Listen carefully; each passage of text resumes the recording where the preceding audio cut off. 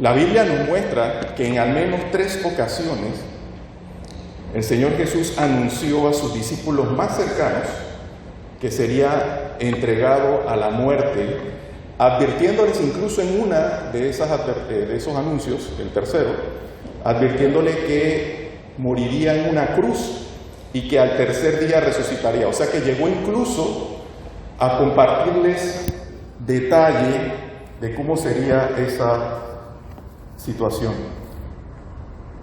Aunque no contamos con una cronología exacta, sabemos que estos anuncios ocurrieron en un periodo relativamente corto de tiempo.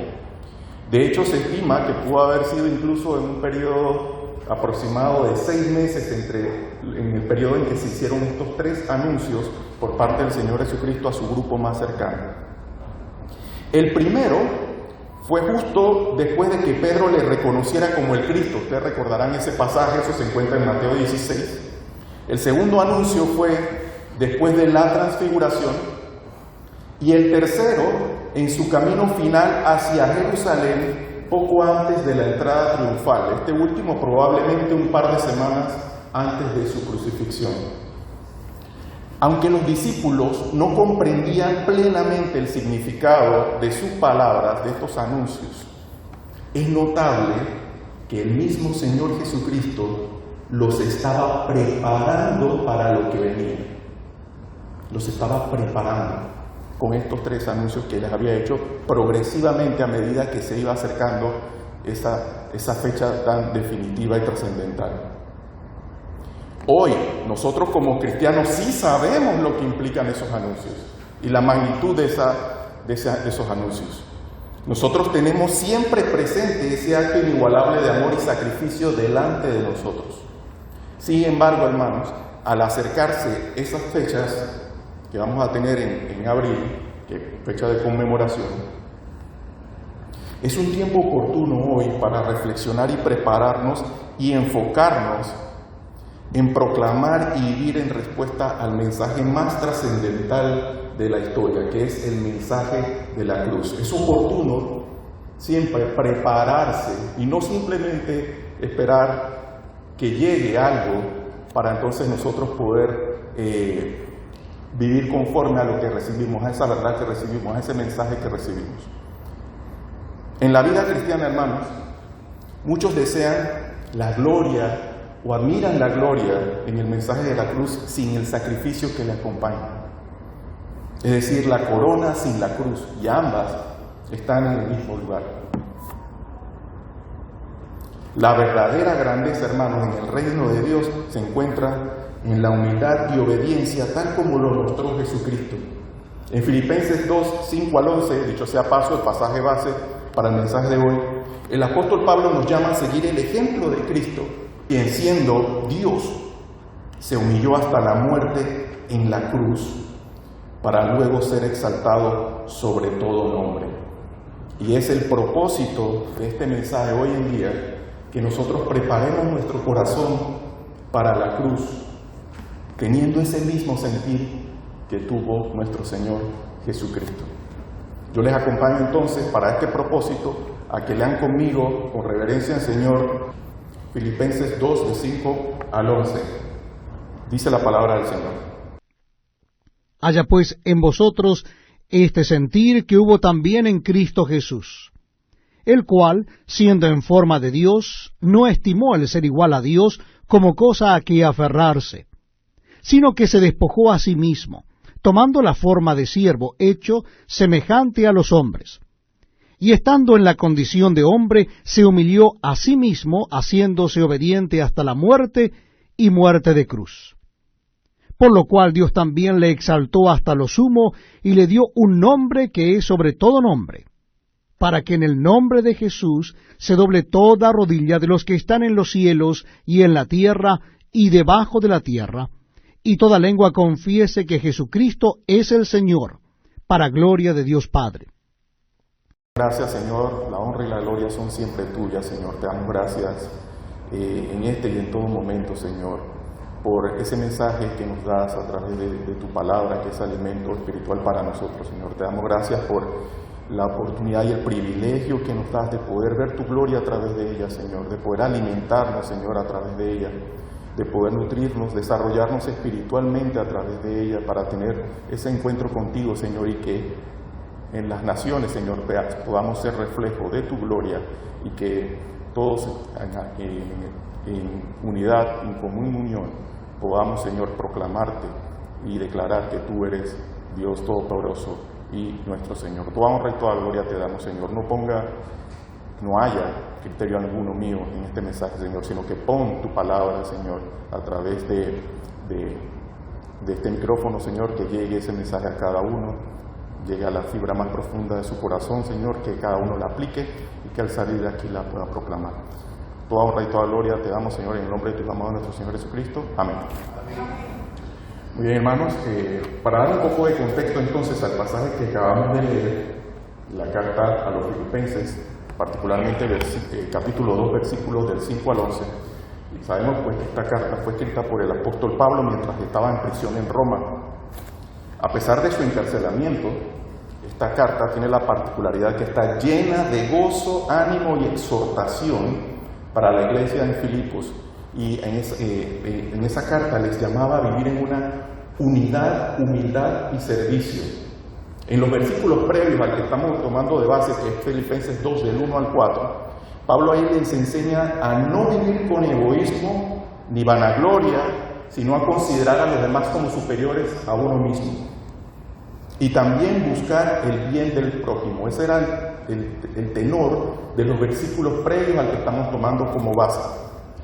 Para reforzar ese llamado, entonces introduce en Filipenses 2, del 5 al 11, el mensaje de Cristo como el mayor ejemplo de humildad y de obediencia. Así que yo, con el propósito que declaramos al principio para este mensaje, que es preparar nuestros corazones para la cruz teniendo ese mismo sentir que hubo en Cristo, yo les invito a que consideremos 3 puntos que podemos extraer de este mensaje y que nos puede conducir a descubrir ese sentir del que somos llamados en este pasaje a tener que hubo en Cristo.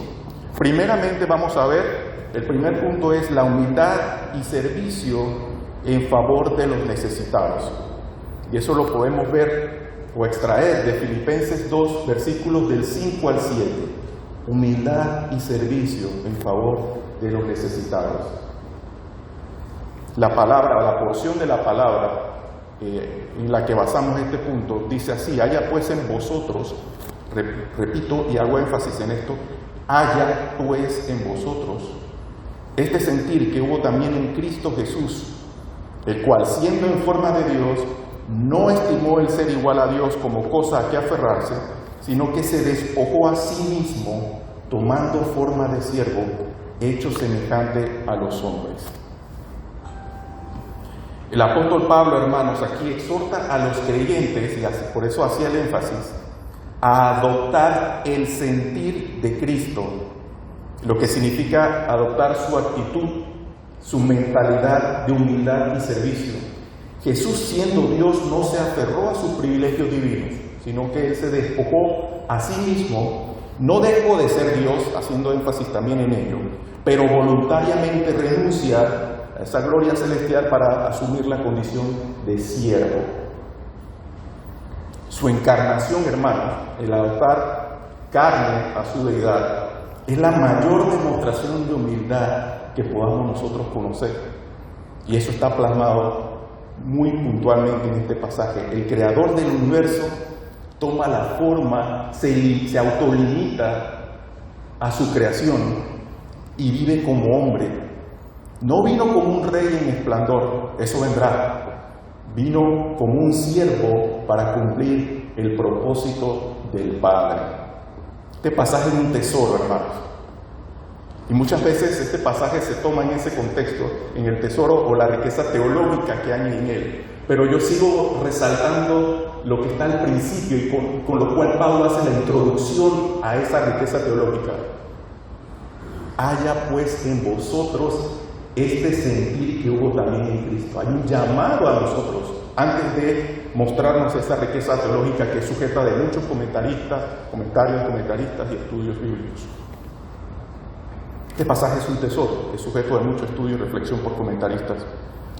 Y resalta entonces un aspecto de Dios muy asombroso. El Creador despojándose a sí mismo para extender la mano a su criatura en la persona de Cristo. Lo que es imposible para Dios, lo digo entre comillas porque nada es imposible para Dios, Él lo hace posible en favor de su criatura. ¿Cómo Dios puede, sin dejar de ser Dios, limitarse, sin dejar de ser Dios, para extender su mano a su creación? Es algo que teológicamente es algo difícil de explicar, pero Él lo hace posible para extender su mano a la criatura. Es maravilloso. Pero además, yo quisiera resaltar lo que Pablo una vez más hace con este pasaje. Él hace una exhortación. Introduce diciendo, tener la misma actitud de Cristo.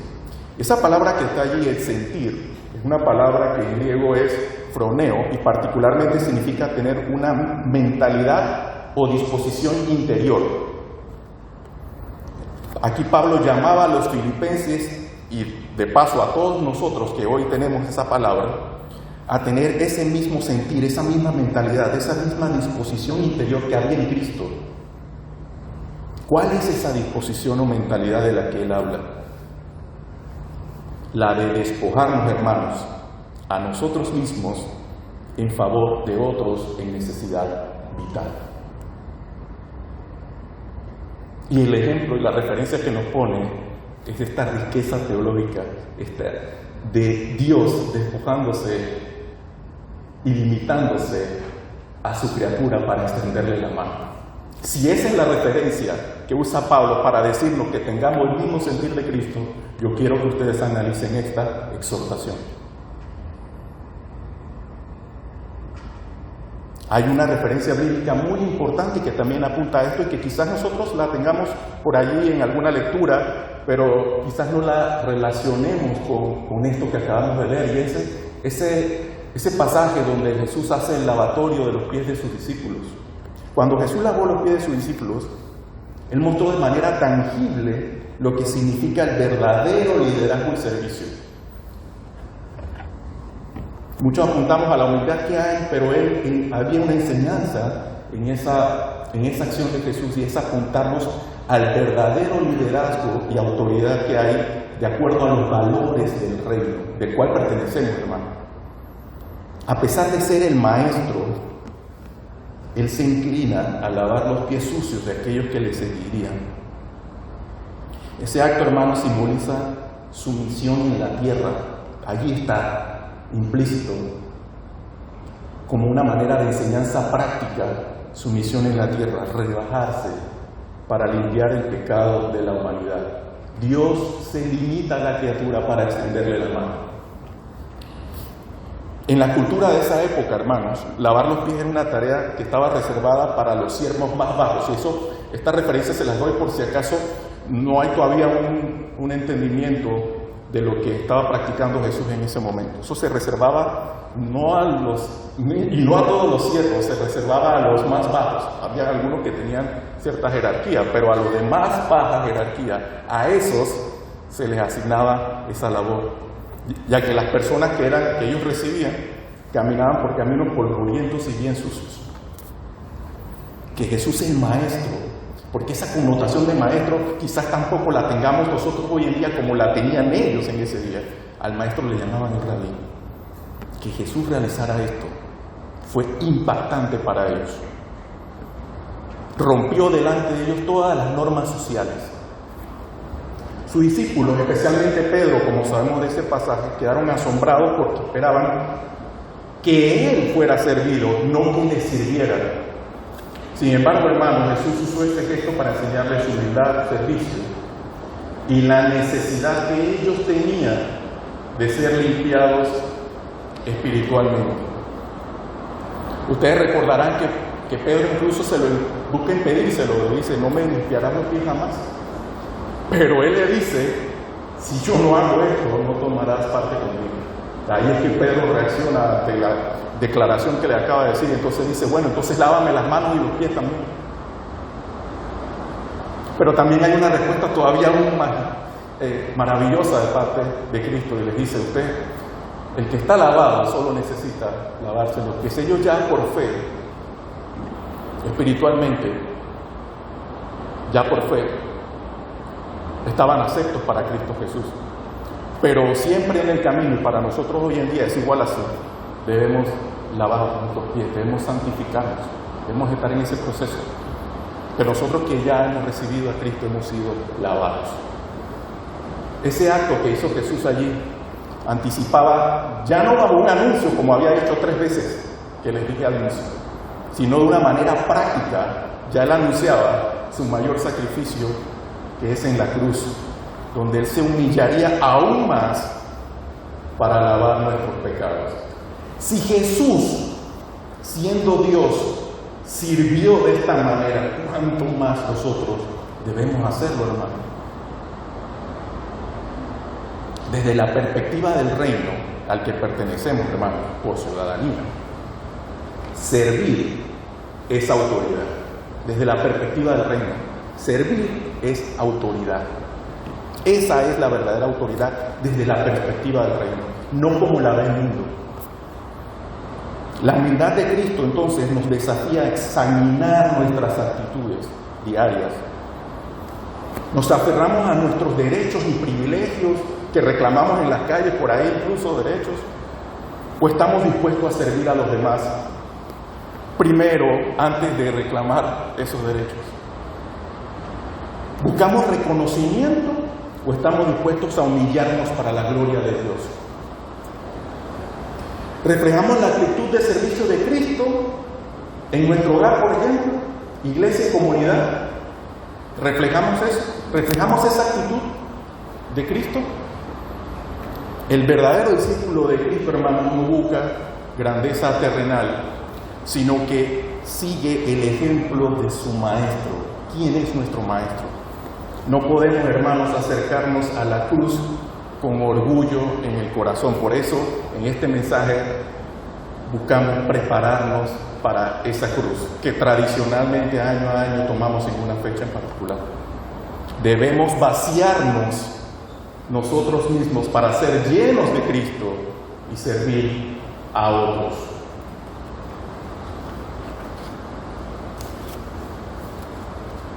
Un segundo punto o elemento que pudiéramos extraer de esta porción de pasajes que hemos leído esta mañana y que nos pueda ayudar al propósito de este mensaje es ver y considerar la obediencia hasta la muerte en la cruz de Cristo. Dice Filipenses 2:8: y estando en la condición de hombre, se humilló a sí mismo, haciéndose obediente hasta la muerte y muerte de cruz. Hermano, Cristo no solo se hizo hombre, sino que se humilló aún más al someterse completamente a la voluntad del Padre. Su obediencia no fue parcial y condicional, sino hasta la muerte. Hasta la muerte. Incluso el pasaje hace un énfasis aún mayor, considerando el contexto cultural de la época. Recordemos que también la palabra, si bien es cierto, nos llega a nosotros, le está llegando a un grupo de personas que tiene un contexto cultural y que también para nosotros es muy importante estudiarlo para entender aún más el significado o lo que implica lo que la palabra nos dice. Le hace la declaración aún más de que será muerte de cruz, lo cual era la forma más vergonzosa y dolorosa de ejecución en el mundo romano. No solo fue una muerte física, hermanos, sino también espiritual, ya que él llevó sobre sí el pecado de la humanidad y experimentó en un momento dado el abandono del Padre, en ese momento dado en que cargaba con nuestros pecados.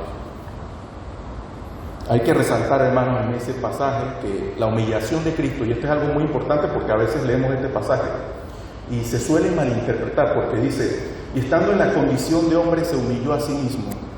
Hay que resaltar en este pasaje que la humillación de Cristo no está en el hecho de hacerse hombre.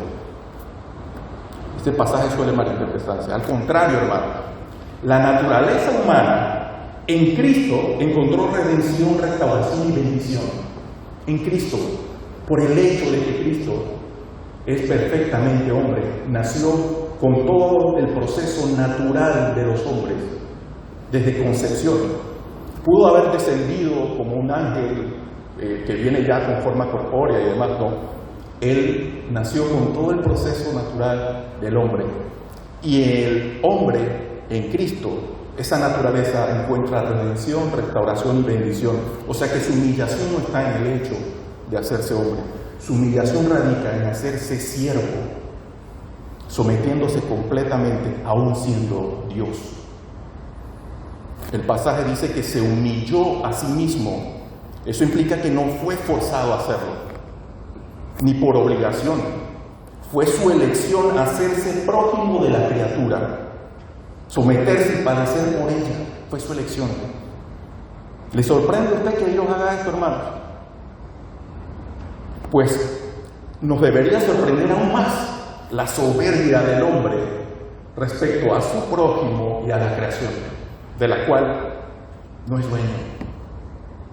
Si Dios, que es el creador de las cosas, voluntariamente hace eso por la criatura, ¿qué soberbia pretende el hombre poder tener con respecto a su prójimo y a la creación? Uno de los actos más conmovedores que hay en la Biblia para ilustrar el tema de la obediencia,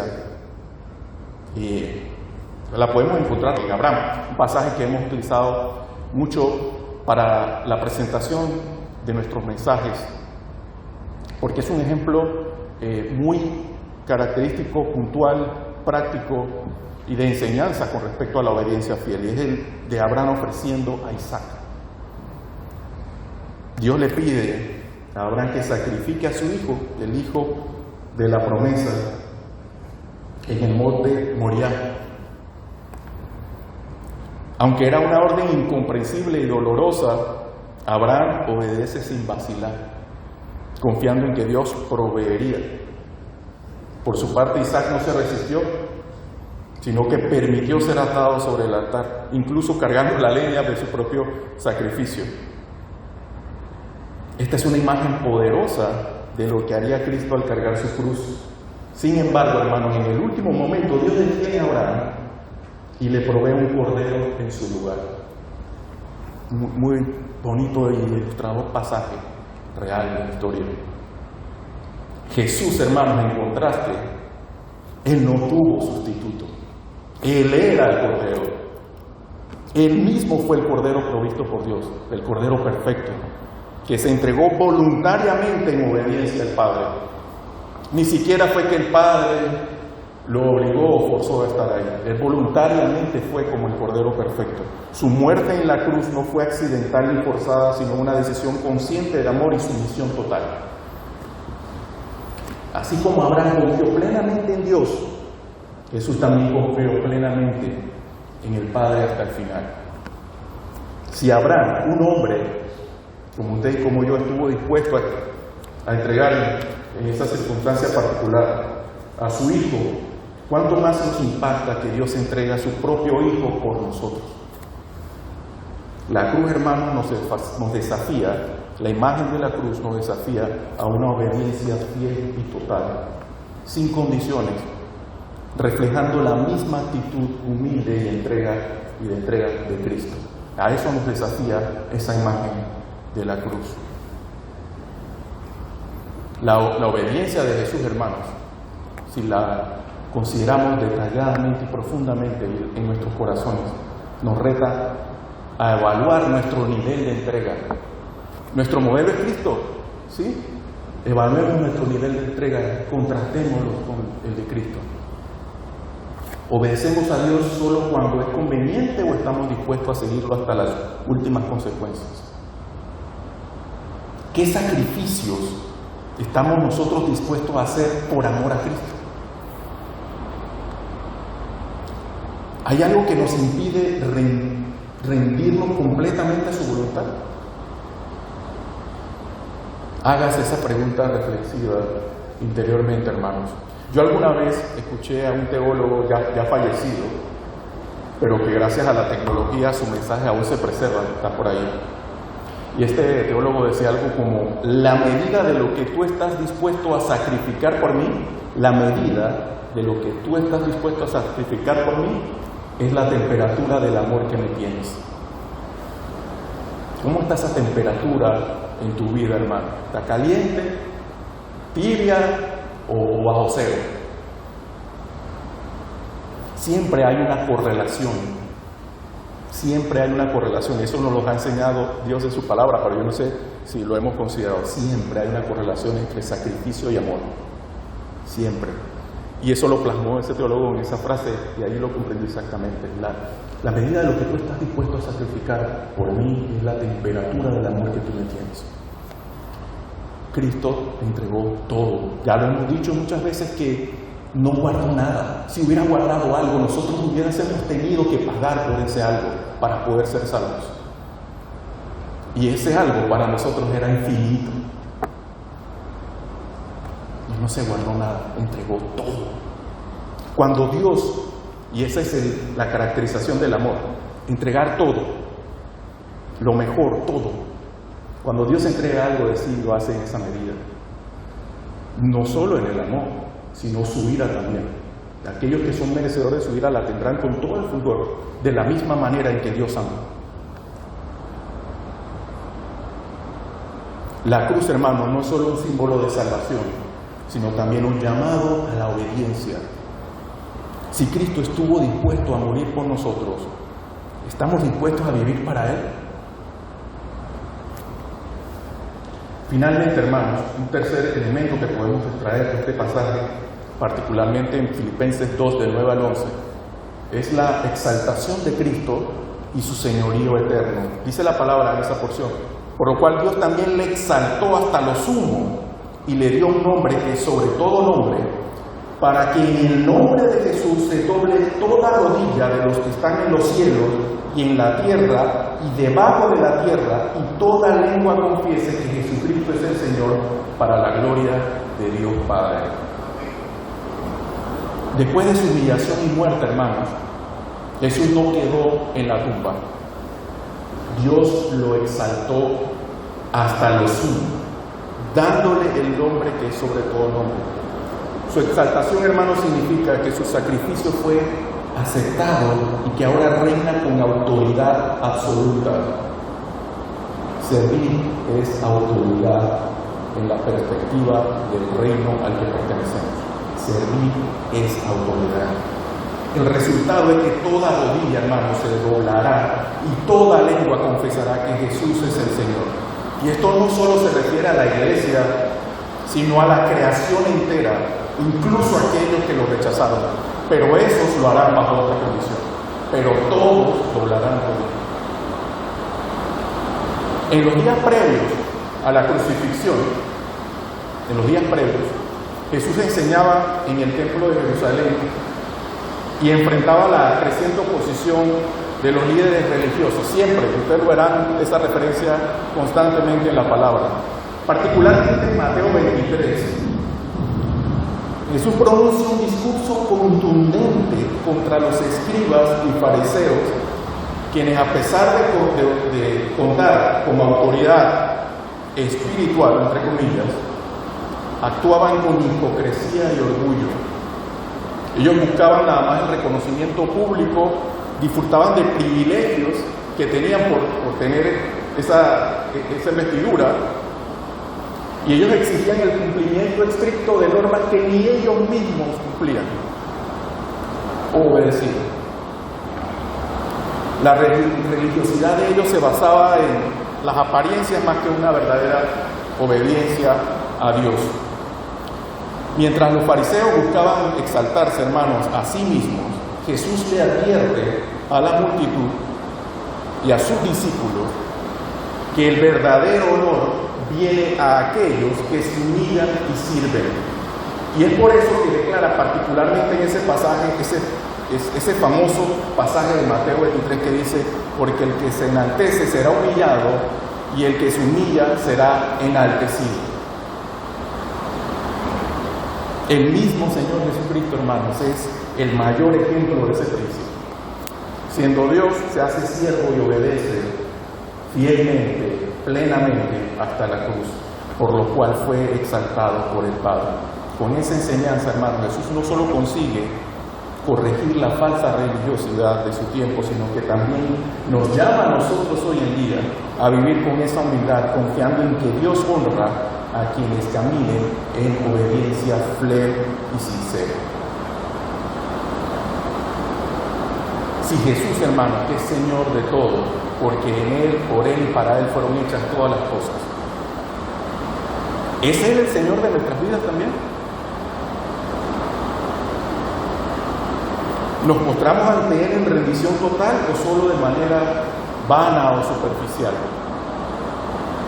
¿Confesamos su señorío con nuestras propias vidas o solo con nuestros labios? ¿Vivimos con la seguridad de que su victoria también es nuestra victoria?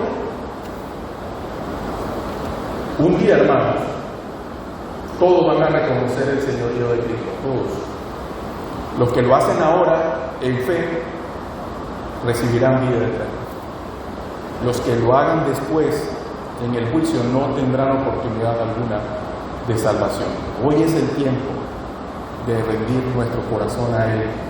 Si tú que me estás escuchando no lo has hecho aún. Para concluir, hermano, lo que hemos visto en este pasaje, y atendiendo al propósito del mismo, de este mensaje, Cristo nos deja el modelo perfecto de cómo preparar nuestro corazón para la cruz. Él nos deja ese modelo perfecto, cómo preparar nuestro corazón para la cruz. Y no solo esperar esa conmemoración año a año.